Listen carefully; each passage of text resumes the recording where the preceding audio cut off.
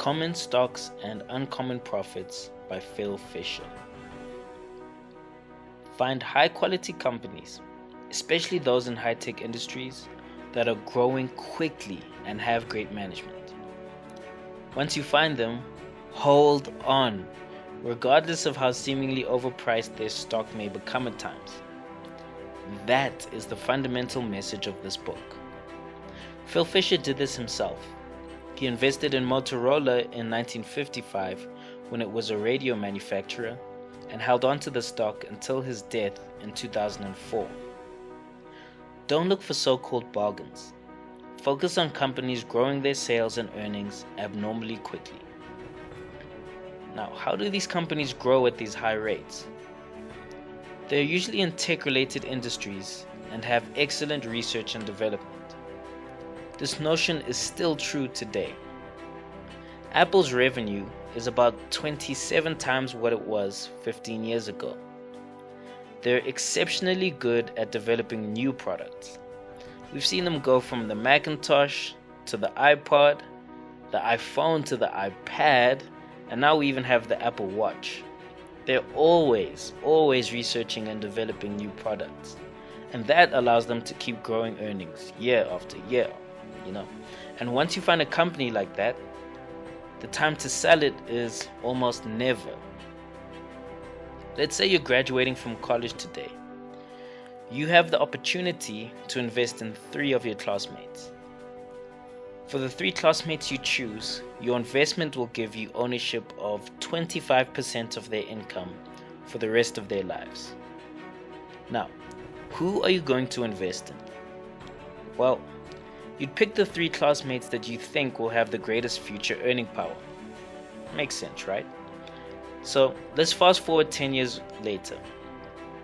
The 3 classmates you chose are now working, and one of the 3 who you invested in has done fantastically. He works for a big company, and he's won promotion after promotion. The big cheeses in the company say that he'll probably be CEO in another 10 years. And you know what that means. CEO compensation, baby. 25% of which will be yours. Now, would you sell your investment in this classmate and take profits? Would you replace him with another former classmate who's still earning as much as he did when he left college 10 years ago? No, not at all. And the same idea applies in investing. Once you find a great company that's growing its earnings quickly, you don't sell it just to take profits. Phil focuses heavily on great management as well. One aspect of that is management's relationship with employees. Let's look at Google. Landing a job there is a dream for a lot of people. Their offices have free gourmet food and snacks. Employees at the Mountain View campus get free rides to and from work. You can bring your dogs to work. You can get free haircuts at work. Employees can spend 20% of their time working on projects of their own interest in choosing. I mean, what young computer engineer wouldn't want to work for a business like that? All of these perks are expensive, yeah, that's true. And some investors may wonder if the company could be more profitable if it didn't have all of them. But these great perks make for great profits too. Google's great work environment allows it to attract the best talent. They come up with the best products and vision. Having the best products, vision, and people make other great people want to join.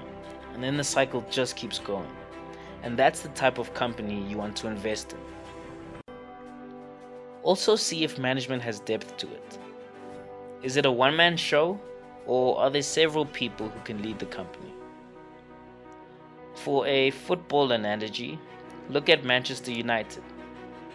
So Alex Ferguson was a great manager, but there was just no depth to management. And when he left, things fell apart for the next year. Great management is difficult to evaluate. You cannot quantify it like you can earnings, but it's every bit as important. So, how do you find out if management is great? One way is through scuttlebutt. To stay with the football analogy, what does Sir Alex Ferguson do when he wants to find out more about a potential new signing? Well, he may ask his friends in the game for opinions on the guy. He'll probably talk to scouts, hear what they think, find out what the player's former club thinks about him.